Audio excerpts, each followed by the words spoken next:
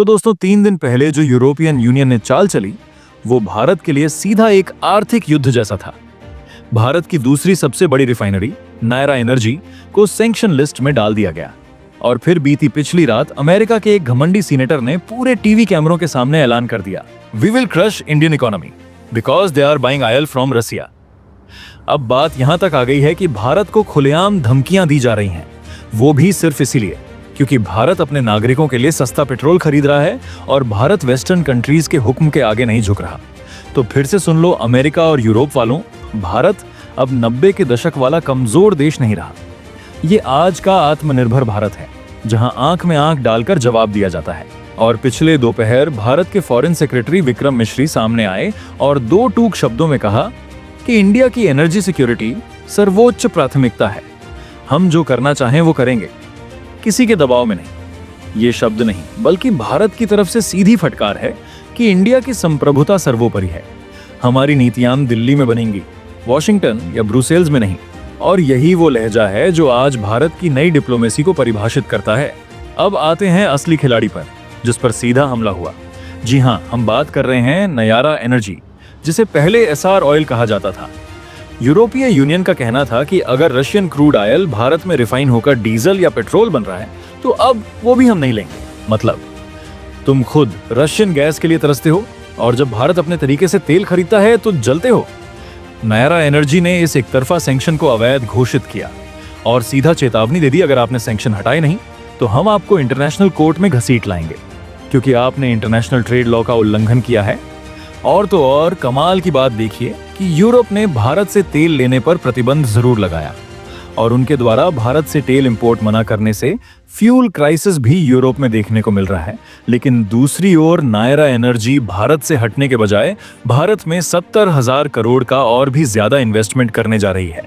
ऐसा इसलिए क्योंकि अभी तक जो डीजल और पेट्रोल यूरोप को भेजा जाता था, अब इंडियन रिफाइनरीज ने इस डीजल और पेट्रोल को अफ्रीका और एशिया के मार्केट में शिफ्ट करना शुरू कर दिया, जिसे आप रिपोर्ट में भी साफ साफ देख सकते हैं। और इस बात से साफ है, भारत अब सिर्फ जवाब नहीं देता बल्कि लीगल स्तर पर भी यूरोप को पछाड़ने के लिए तैयार है। फिलहाल पूरी डेवलपमेंट को इस वीडियो में समझते हैं, लेकिन भारत यूरोपीय यूनियन को मुंहतोड़ जवाब दे रहा है। उसके लिए वीडियो को एक लाइक करके चैनल को सब्सक्राइब जरूर कर लीजिए, क्योंकि ये आपके लिए तो 1 सेकंड का काम है, लेकिन इससे हमारी काफी बड़ी मदद होती है। दोस्तों, यूरोपीय यूनियन पिछले 2 सालों में सबसे बड़ा रिफाइंड डीजल इंपोर्टर बन चुका है और भारत, खासकर नायरा एनर्जी, उसका सबसे बड़ा सप्लायर है। रूस यूक्रेन युद्ध के बाद यूरोप को जब सप्लाई चेन में दिक्कत आई तो भारत से यूरोप में डीजल का निर्यात पिछले 3 सालों में 5 गुना तक बढ़ गया। सिर्फ 2023 में भारत ने यूरोप को करीब 25 मिलियन टन डीजल भेजा। लेकिन अब वही यूरोप कहता है कि हम नहीं लेंगे क्योंकि यह रशियन ऑयल से बना है। क्यों भाई? जब तुम्हें जरूरत थी तब भारत अच्छा था। अब जब भारत अपने नियमों पर चल रहा है तो वो खलनायक हो गया। यही है पश्चिम की डबल स्टैंडर्ड्स वाली नीति। और इन प्रतिबंधों का असर कल सीधे मैदान में दिखा, जहां बीपी यानी ब्रिटिश पेट्रोलियम का एक टैंकर भारत आया था नायरा एनर्जी से डीजल लोड करने, लेकिन उसने लोडिंग कैंसिल कर दी और खाली लौट गया। यह सिर्फ एक व्यापारिक घटना नहीं थी, यह था एक पॉलिटिकल सिग्नल, एक वार्निंग शॉट।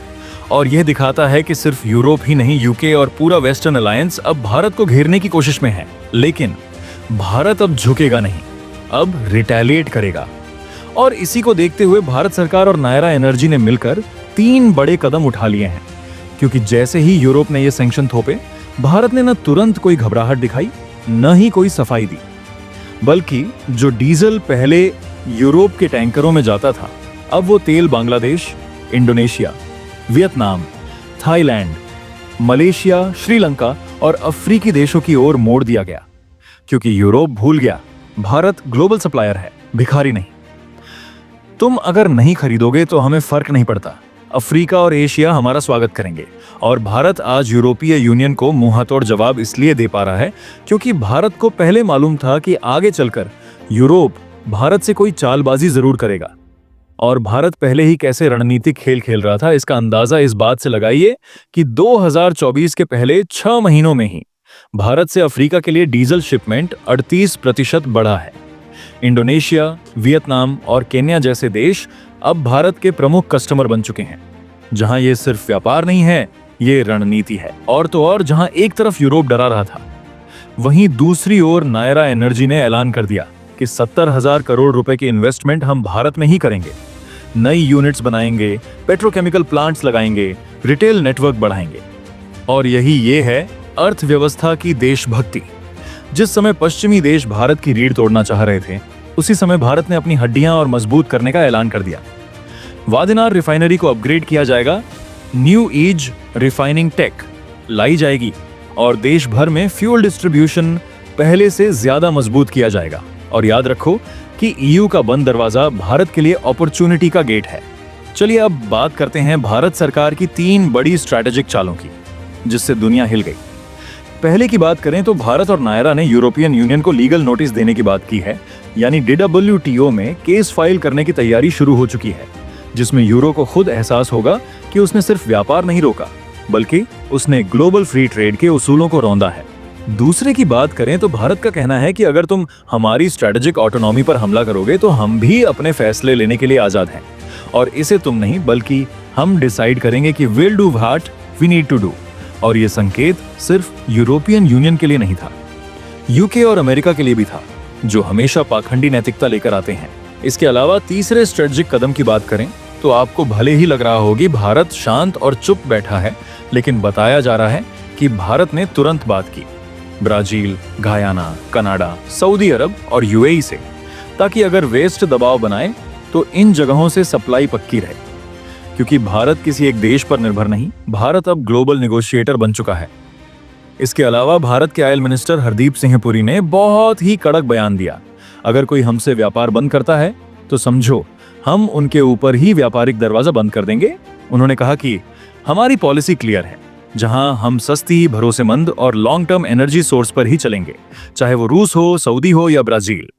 और सबसे बड़ी बात कि अगर यूरोपियन यूनियन और यूके सोचते हैं कि वो हमें ब्लैकमेल कर सकते हैं तो वो भूल जाएं।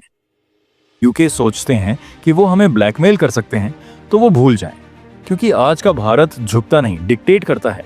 जब पश्चिमी देश रूस के तेल पर बैन लगा रहे थे, तब भारत ने देखा कि यही मौका है। रूस से सस्ता कच्चा तेल खरीदो, भारत में रिफाइन करो और एक्सपोर्ट करो। खेल सीधा था। यूरोपियन यूनियन खुद रूस का तेल सीधे नहीं खरीदना चाहते थे, लेकिन भारत से रिफाइंड फ्यूल खरीद लेते थे, क्योंकि उस पर इंडिया ओरिजिन लिखा होता था, रसिया नहीं। लेकिन जैसे ही भारत ने इस अवसर को बिजनेस मॉडल में बदला तो यूरोपियन यूनियन चिढ़ गया। लेकिन खुद वही देश कजाकिस्तान, तुर्कमेनिस्तान और यूएई के रास्ते शेडो ऑयल खरीद रहे हैं, जो असल में कहीं ना कहीं रूसी ही होता है। और तो और यूएसए के कुछ बड़े private trading house indirectly Russian products की ट्रेडिंग करते रहे हैं। मतलब जब तुम करोगे तो एनर्जी सिक्योरिटी, और जब भारत करे तो सैंक्शन वायलेटर। लेकिन भारत ने इस अवसर को सिर्फ डिप्लोमेटिक जीत में नहीं बदला, बल्कि एक औद्योगिक क्रांति की नींव रख दी। IOC, BPCL, Reliance, Nayara, HPCL, हर कोई अब रिफाइनिंग कैपेसिटी बढ़ाने में जुट गया है। भारत की रिफाइनिंग क्षमता जो 250 मिलियन मेट्रिक टन प्रति वर्ष थी, वो अब 300 प्लस MMTPA के लक्ष्य पर जा रही है। हालांकि अब जहां यूरोप अपना दरवाजा बंद कर रहा है, तो भारत ने दक्षिण एशिया और अफ्रीका के गेट खोल दिए, जहां भारत ने साउथ अफ्रीका, केन्या, घाना और मोजाम्बिक के साथ बड़े फ्यूल डिस्ट्रीब्यूशन डील्स साइन किए। साथ ही आसियान देशों में थाईलैंड, मलेशिया, इंडोनेशिया और वियतनाम, इन देशों को भारत न सिर्फ फ्यूल बेच रहा है, बल्कि इंफ्रास्ट्रक्चर और टर्मिनल भी सेट कर रहा है, जिससे भारत बन रहा है ग्लोबल रिफाइनिंग हब। और यही बात यूरोप, यूएस को बुरी लग रही है कि अब भारत सिर्फ सप्लायर नहीं रहा, सिस्टम बिल्डर बन चुका है। बाकी आपको क्या लगता है कि हमें खुद यूरोप को तेल भेजने के बजाय अफ्रीका और एशियन मार्केट में भेजना चाहिए, या फिर अगर यूरोप रिक्वेस्ट करें तो देना चाहिए? अपनी राय कमेंट में जरूर बताएं और इस वीडियो को लाइक करके अपने मित्रों तक भी इस जानकारी को जरूर पहुंचाएं।